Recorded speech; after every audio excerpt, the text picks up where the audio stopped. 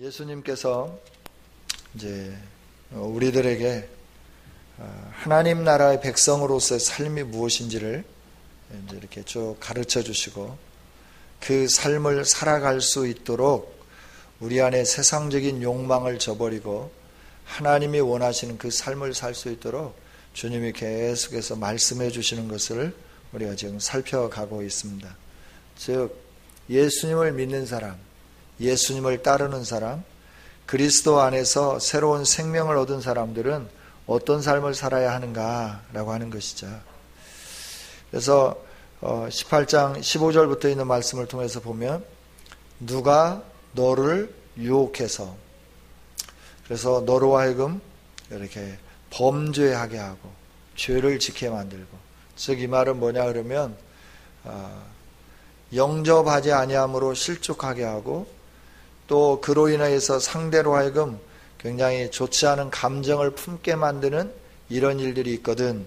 15절에 형제가 죄를 범하거든 그러면 우리는 일반적으로 이 말씀만 딱 띄어가지고 정말 죄를 범한 사람들에게 어떻게 대할 거냐, 그래서 불러다가 너 그렇게 죄지면 안 돼 이렇게 말하고 이런 걸 이렇게 생각할 수도 있습니다. 물론 그렇게 또 해야 되겠죠. 그러나 말씀의 문맥상으로 보면 교만하고 겸손하지 않고 변화된 삶을 살지 않고 계속 세상적인 원리를 가지고 살아가는 그 사람들이 교회 공동체 안에 있으면 어떻게 해야 되냐, 그들을 조용히 불러다가 그들이 변화될 수 있도록 이렇게 해야 된다 하는 것이죠.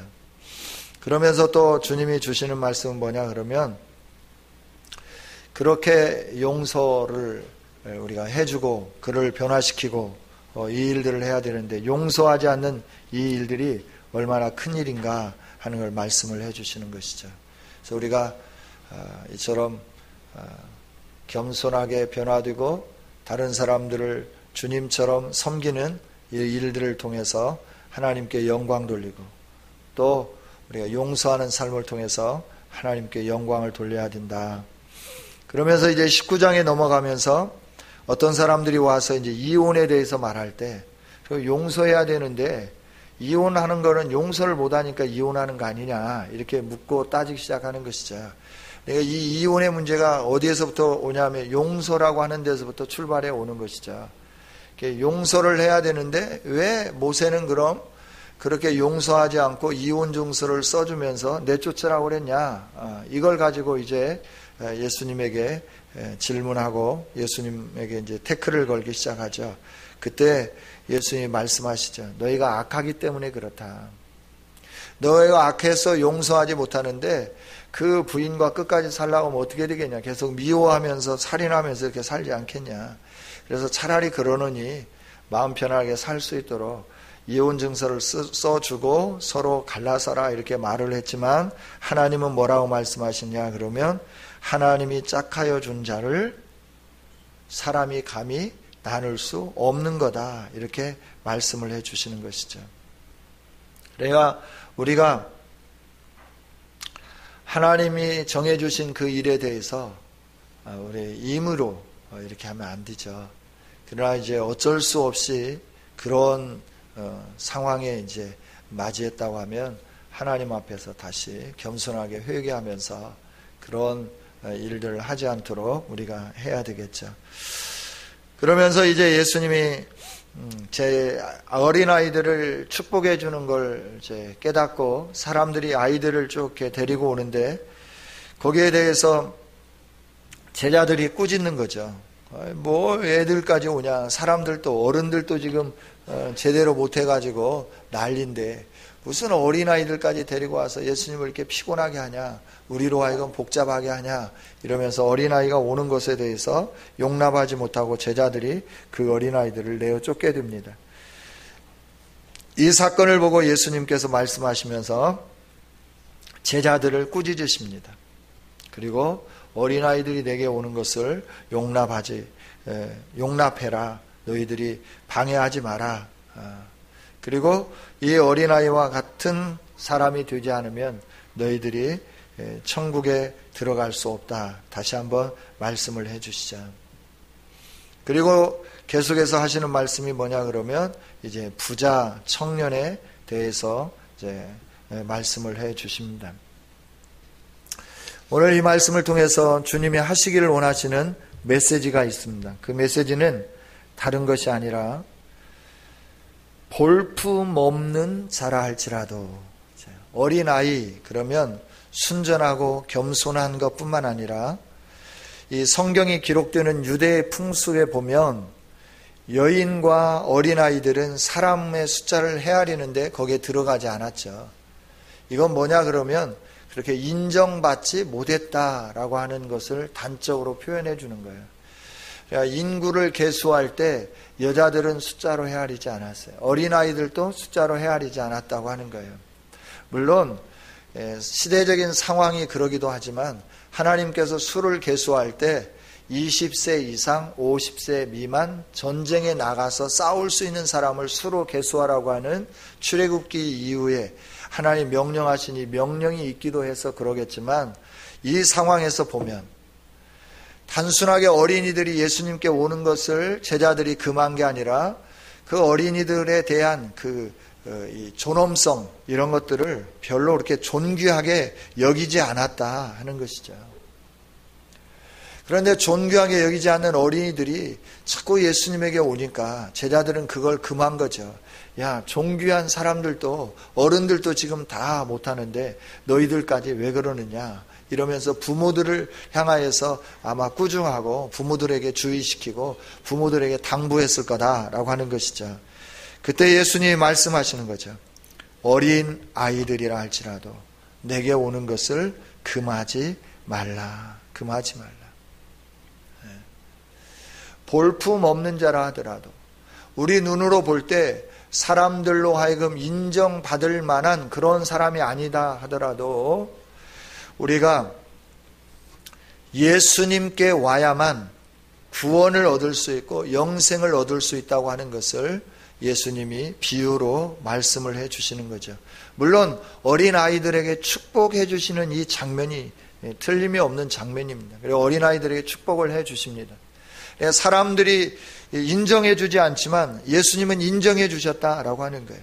예수님에게 나오는 자들을 예수님은 인정해 주시고 그들에게 축복해 주시고 그들에게 안수해 주시고 그들을 품에 안아 주시고 그들을 예수님 안에서 주어지는 영생을 누릴 수 있도록 은총을 허락해 주셨다라고 하는 것이죠.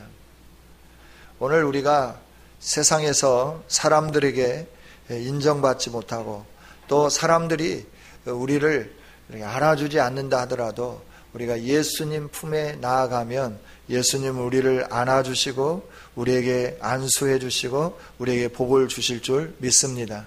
우리 예수님께 나아가는 자가 되자라고 하는 거예요. 사람들이 어떻게 반응을 하든지 나의 존재에 대해서 사람들이 뭐라고 평가하고 어떻게 반응하든지 간에 예수님은 사람의 평가와 상관없이 주님께로 나아오는 자들을 품에 안아주시고 주님께 나아오는 자들에게 안수해 주시고 주님께 나아오는 자들에게 복을 허락해 주신다 하는 거예요. 할렐루야. 세상에서는 어떤 사람을 만나려고 하면 또 어떤 그 지위와 어떤 그 명예를 가진 사람을 만나려고 하면 아무나 만나주지 않더라라고 하는 거예요. 세상뿐만 아니라 좀 유명하신 분들을 만나려고 하면 잘 못 만나는 이런 경우가 있어요. 미리 신청해야 되고 또 이렇게 불쑥 찾아가면 만나기로 면담을 요청하셨습니까? 아니요, 그냥 급해서 찾아왔는데요. 그럼 만나실 수 없습니다. 이러면서 문전에서 박대당하고 거절당할 수 있다 하는 것이죠. 그러나 우리 예수님은 예수님께 찾아오는 사람 누구든지 언제 찾아오든지 주님은 용납하시고 안아주시고 복을 주시는 좋으신 하나님이신 줄 믿습니다. 할렐루야. 따라서 우리는 언제든지 그 예수님께 찾아가는 거예요. 여러분, 복받기를 원해서도 찾아가고 여러분 문제 해결함 받기 위해서도 찾아가고 여러분 안에 산적해 있는 여러 가지 어려운 일들 여러분 안에 있는 여러 가지 그 해결되어야 할 문제들을 안고 주님 앞에 나아가면 주님은 마다하지 않으시죠. 외면하지 않으시죠. 그리고 우리를 감싸 안아주시고 우리에게 복을 주시는 그런 좋으신 분이시다라고 하는 거예요. 우리 주님은 이렇게 좋으신 분이에요. 그 다음에 두 번째 단락에서 보면 이제 재물이 많은 청년이 예수님에게로 찾아오죠. 예수님에게 찾아와서 선생님, 내가 무슨 선한 일을 해야 영생을 얻겠습니까? 라고 묻지요. 그때 예수님은 영생을 얻기를 위해 찾아왔으니까 너가 이렇게 하면 영생을 얻는다 이렇게 말씀을 해야 되는데 예수님께서는 어찌 선한 일을 내게 묻느냐? 영생을 물었는데 선한 일에 대해서 답을 하시기 시작하죠. 그리고 선한 이는 오직 한 분, 하나님 이외에 선한 사람은 이 땅에 없다 이렇게 말씀을 하시면서 네가 영생에 대해서 묻는 그에게 생명에 들어가려고 하면, 영생에 들어가려고 하면 계명들을 지키라 라고 말씀하죠. 그럴 때 이 청년이 어느 계명을 지켜야 되냐고 예수님에게 물을 때 예수님은 살인, 간음, 도둑질, 거짓 증언, 부모를 공경하고 내 이웃을 내 자신처럼 사랑하라 이렇게 말씀을 하죠. 그때 청년은 당당하게 자랑하듯이 예수님에게 말씀해요. 나는 이 모든 것을 지켰습니다. 아직도 무엇이 부족합니까? 라고 묻는 거예요. 아니 이것이 생명에 들어가는 거라고 하면 나는 이미 이런 걸 다 지켰습니다. 근데 뭐가 부족합니까? 그러면 나는 이미 생명에 이른 자이네요? 라고 이렇게 반문하는 것이죠. 그때 예수님이 말씀하시는 거죠. 너에게 한 가지 부족한 것이 있다. 네가 온전하고자 할 건데, 네가 온전하고자 할진데 네가 가서 해야 할 일이 있는데 소유를 팔아서 가난한 자들에게 주라. 그러면 하늘에서 보화가 너에게 있을 것이고 그리고 나를 따르면 너에게 영생이 주어질 거다 이렇게 말씀을 하죠. 그런데 그 청년은 재물이 많아서 이 말씀을 듣고 근심하고 갔다 하는 거죠. 우리가 이 세상에서 돈이 많고 또 우리에게 행하라 하는 여러 가지 계명들을 다 지키면서 나간다 하더라도 주님을 따르지 않으면, 주님을 믿지 않으면 우리에게는 영원한 생명, 영생이 주어지지 않는다는 것을 예수님은 이 말씀을 통하여서 우리에게 가르쳐 주시는 거예요. 그래야 어린아이와 이 부자 청년, 어린아이는 세상적으로 보면 그렇게 사람들이 인정해 주지 않는 그런 부류의 사람들이에요. 부자 청년은 계명도 지키고 돈도 많고 그래서 사람들이 선호하고 사람들이 굉장하게 숭앙하고 저 사람 정말 대단하다. 어떻게 청년인데 이렇게 부자인가?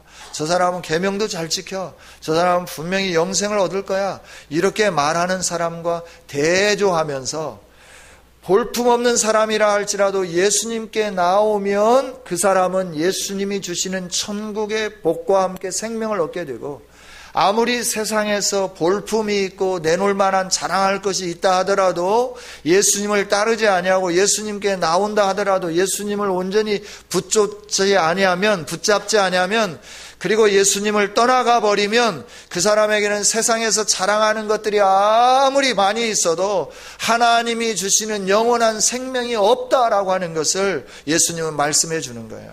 할렐루야.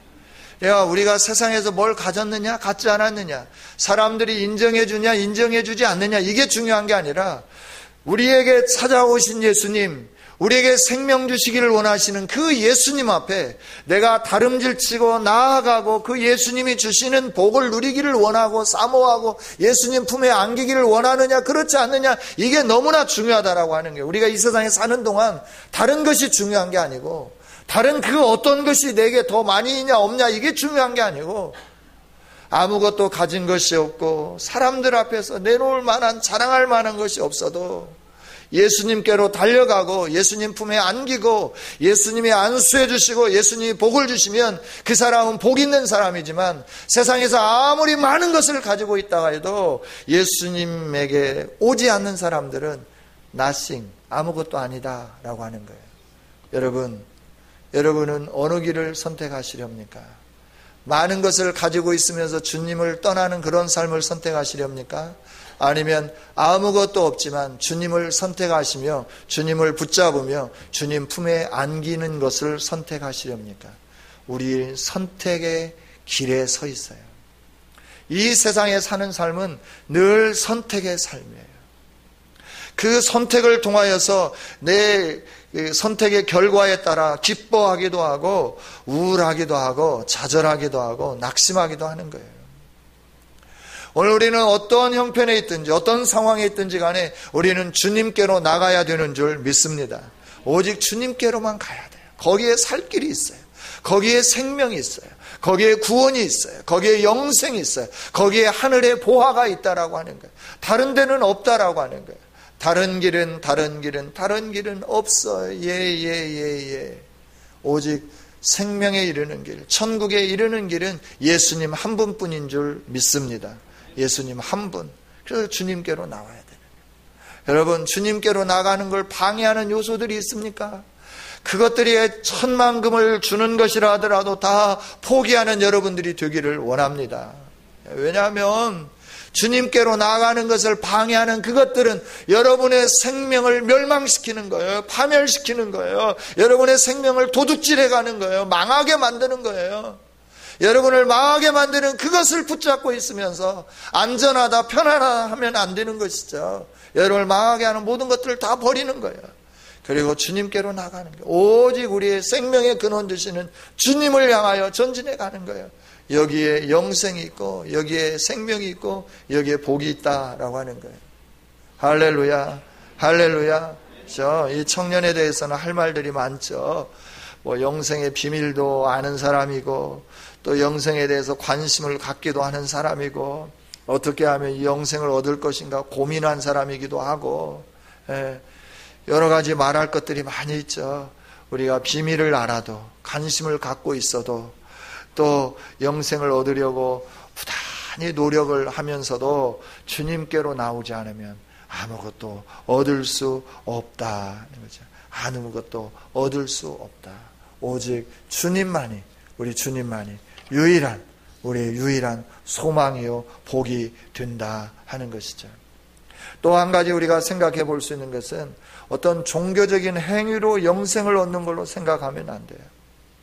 이 청년은 당당하게 선한 선생님 되시는 예수님이 계명을 지키라라고 말할 때 그걸 어릴 때부터 잘 지켰기 때문에 내가 이처럼 행위적인 모든 삶을 살았으니까 나에게 선한 하나님의 생명, 영생이 주어질 거다 이렇게 말씀을 생각했을 거예요. 그렇게 생각했을 거예요, 이 청년은. 그런데 예수님이 말씀하시죠.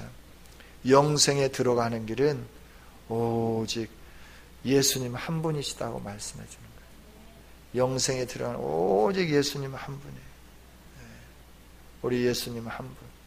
그러면서 왜 예수님이 영생에 들어가는 유일한 한 분이신가 하는 것을 가르쳐 주는데 네가 어찌하여 나에게 선하다고 하고 나에게 선한 일을 묻느냐? 선한 이는 오직 한 분 하나님이시다라고 이렇게 말씀하는 거예요. 그러니까 이 말씀을 통해서 예수님이 하시는 말씀은 뭐냐 그러면 네가 정말 말하는 그런 선한 하나님 한 분 되시는 하나님이신데 네가 나를 따르면 네가 모든 걸 다 포기하고 나를 따르면 너에게 영생이 있을 것이다. 이렇게 간접적으로 말씀해 주는 것이죠.